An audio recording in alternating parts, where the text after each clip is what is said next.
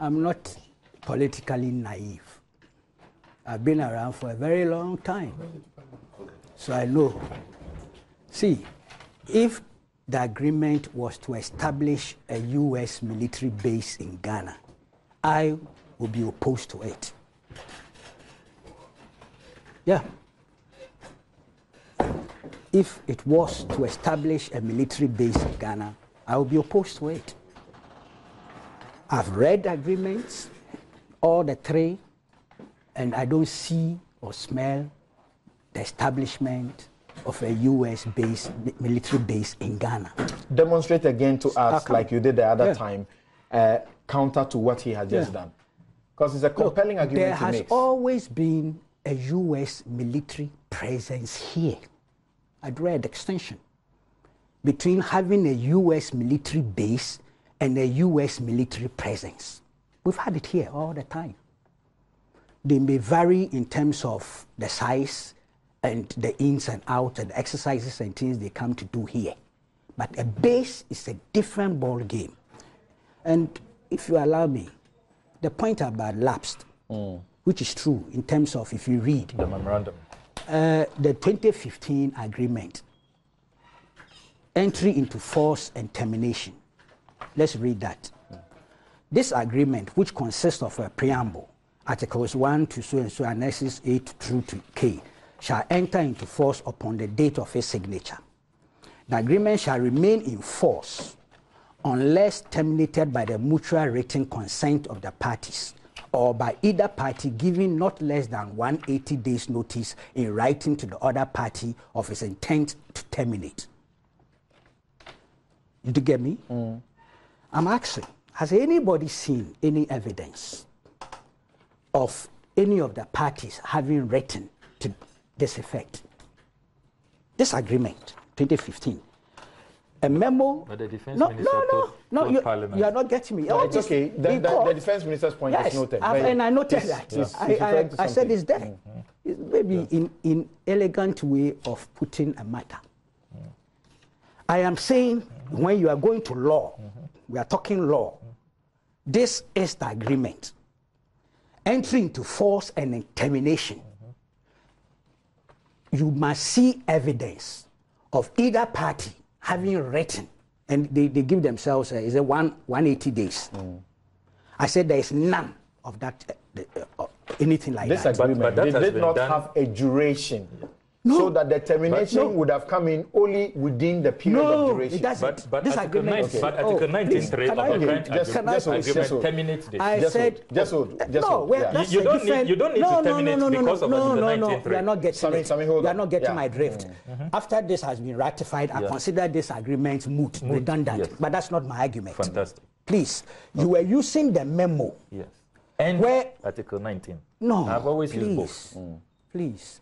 You were using the memo where, after all, the ratification, the memo came before the ratification. That's right. Yes, so please, let's put it in the right context. So you were talking of this had expired or had lapsed. I'm saying that on record, if you are looking at it from the purely legal point of view, this, if you don't see evidence of the two parties having initiated some moves to terminate it, it had not terminated before the ratification. And indeed, in the Hansard, the day you had walked out, surprisingly, and I'm being very frank with you, the defense minister, in his submission to the House, did say that this agreement had not lapsed, which contradicts what is in the memo. Yeah, but the Hansard, which is the final day of the ratification, and I have a copy here, says that he was categorical that this agreement had not lapsed. That's for record. But I'm saying that, you see, it is not what the defense minister says or you say or the memo say. If you go to the Supreme Court and it's been determined, they will look at this article and see whether indeed anybody triggered the requirement for the termination. So as you say, the only point we can say that the termination was triggered is the new agreement, 2018. I will go for that. Right. Obviously, it makes sense, logical. So now let's go. I said the base is a myth. And from 2003 to 2008, they said we had a base. We all know it didn't happen. They have started it again. It's not going to happen. Tax waivers, ID cards. Please, they are all in the 1998 thing. It didn't take away our security. It didn't take away our sovereignty. So I don't get it. When the minority first issued their statement, have you read that statement? It was as if they didn't know of the 1998 agreement, because they were outraged by the tax exemptions, the duties, and all those things. But if they had had the sight of 98, I'm not sure they would have gone in that drift. So it was obvious they didn't know. Now, see, let's go to the 2015 agreement. Logistics support, supplies and services. In terms of exactitude, I have always said 2015, 98, and 2018 are not the same in terms of exactitude, but they are links in the same chain.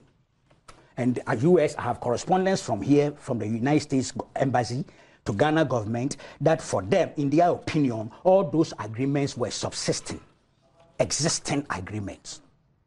That's how they were proceeding with their correspondence and everything. Now listen to the logistics support, supplies and services. Food, water, billeting, transportation, including airlift, petroleum, oils, lubricants, clothing, communication services. What is that?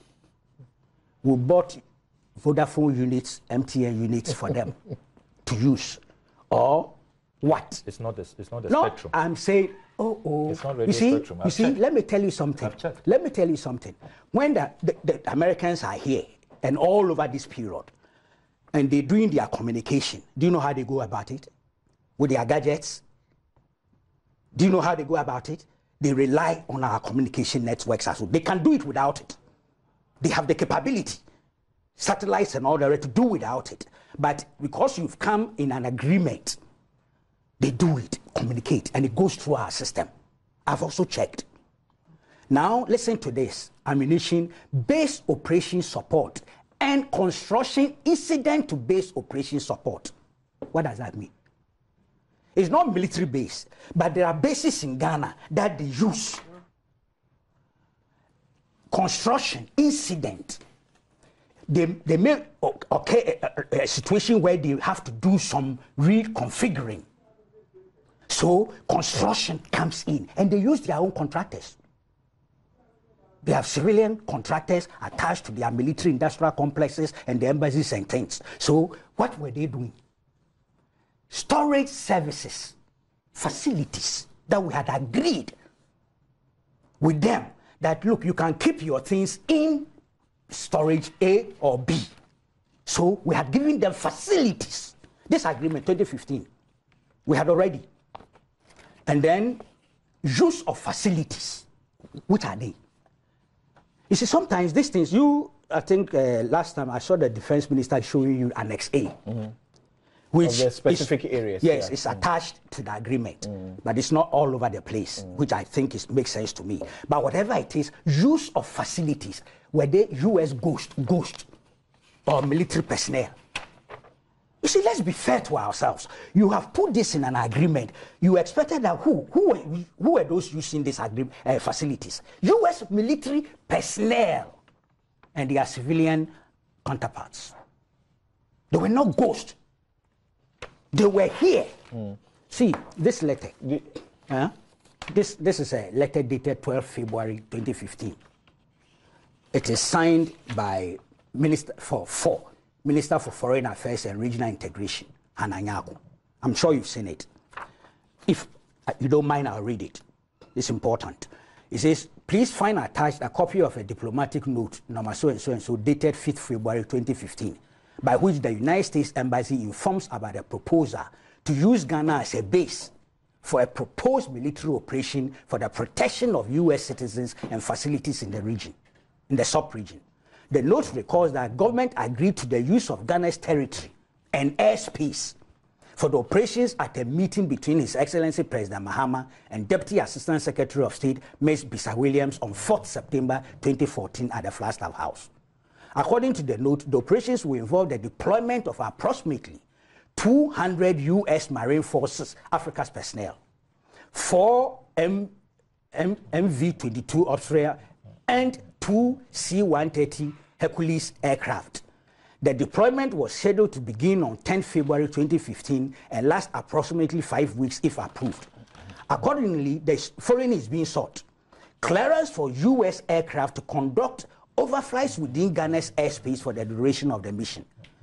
Permission for the 6 U.S. aircraft to operate from and be staged on the Air Force ramp, and for the deploying forces to live and operate out of the U.S. Expeditionary Reception Facility located at the Air Force Base at the Burma Camp.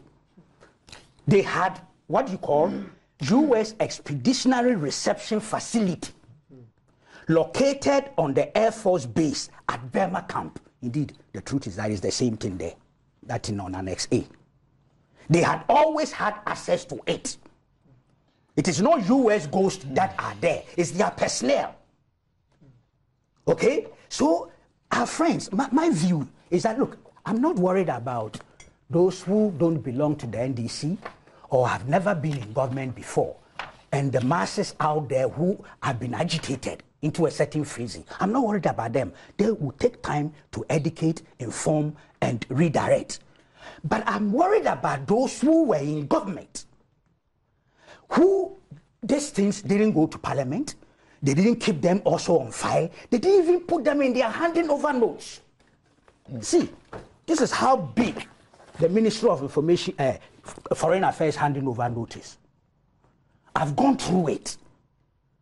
I can't find a hint of the 2015 agreement there. No, but Kwaku, is it not instructive that some of these things, and because the matter has become a matter of public discussion, and even the revelations we are making, including the 2012 one that you referred to, is it 2012 or 2015? Yes, 2015 you referred to. Yeah. And we mentioned the people who signed them and the fact that the U.S. was to be stationed here and do some activity against Boko Haram and all of that. I'm when so we sad. Do these things, I am so sad. I have to be honest. Is it good? Is it healthy for the security of this country? Not at all. And it's a disincentive for other countries to enter into future agreements with us. It's we are talkatives. We talk too much. Okro maps all over the place. I am very sad doing what I'm doing. So is it not to be expected that you may not find some of these things in the document that you are talking about, the handing over? That these are confidential matters. No, it should have been there. See, it should have been the Ministry of Defense handing over. It should have been in National Security. National Security, they hardly do handing over. They do it sometimes in a different way. But it should be here. The only thing I saw here that I've seen close to the correspondence, and you see, at Supreme Court, there'll be a lot of correspondence that will come to bear. If you are checking on a law, please let me finish. On how a law was made, for instance, if you this Constitution, you go back to the Consultative Assembly and examine a lot of their memos and proceedings. There are a lot of things happening. Let me just finish up. I realize you are pushing me. This point about Article 9, which Husseini read. It says, United States may conclude contracts for acquisition of goods and services, including construction in Ghana in accordance with United States laws and regulations. United States forces may acquire goods and services in Ghana from any source. And it says that's its duality of something. Yes. I'm surprised at that. And this they argued, Ghana government, US government, the negotiators, they all sat and argued. This is a letter, and again, you see, you cautioned me, but what choice? Do I have a choice? This is February 27, 2018. It's a letter from the US ambassador to Dominic Nitiwu. This area became a bone of contention. This is the US stand. Apparently, government eventually agreed. It says, concerning Article 9, Department of Defense contracting officers must follow US law in their soliciting, awarding, and administering contracts. This is a global system, and we cannot make an exception.